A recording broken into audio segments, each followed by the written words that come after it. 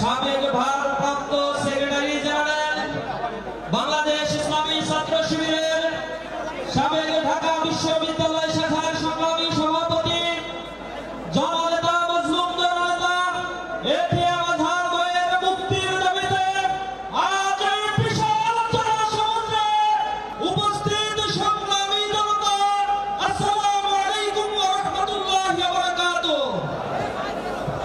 সংগ্রামী উপস্থিতি, জুলাই গণঅভ্যুত্থান পরবর্তী একটি বৈষম্যহীন সমাজ ব্যবস্থার জন্য যে ছাত্র জনতা বাংলার এই জনপদে তাদের রক্ত ঝরিয়েছিল, তারা আশা করেছিল জুলাই পরবর্তী এদেশে যত বিচার, জুলুম, নির্যাতন, নিষ্পেষণ হয়েছে তার উচ্ছেদ করে একটি সুন্দর সমাজ বিনির্মাণ করার জন্য আমরা এদেশে যারা রাষ্ট্র গঠন করবে তাদের দেখতে পাবো।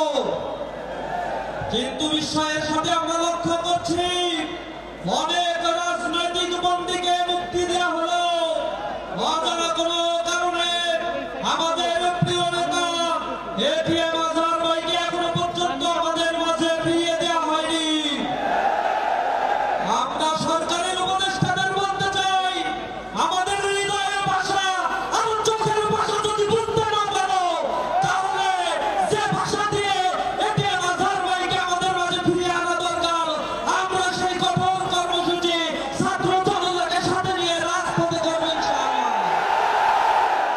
আমরা অনতি বিলম্বে এই যে ট্রাইব্যুনাল গঠন করা হয়েছিল, তথাকথিত মানবতা বিরোধী অপরাধের এই ট্রাইব্যুনালে যে জুডিশিয়াল কিলিং এর মাধ্যমে রাজনৈতিক নেতৃবৃন্দকে হত্যা করে এক শূন্যতা বিরাজ করার জন্য যে চেষ্টা করা হয়েছিল, ছাত্র জনতা জুলাই গণঅভ্যুত্থানে তারা দাঁত ভাঙা জবাব দিয়ে ফ্যাসিবাদকে এই বাংলাদেশ থেকে বিতাড়িত করেছে।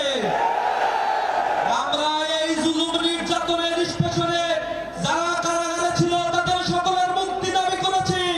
আমরা সহনশীল রাজনীতি এবং আইনের প্রতি শ্রদ্ধাশীল, তাই আমরা দাবি করব অনতি বিলম্বে এটিএম আজহার ভাইকে আমাদের মাঝে ফিরিয়ে দিন। সকলকে এই সমাবেশে উপস্থিত হওয়ার জন্য ধন্যবাদ জানিয়ে শেষ করছি। আসসালামু আলাইকুম ওয়া রাহমাতুল্লাহ।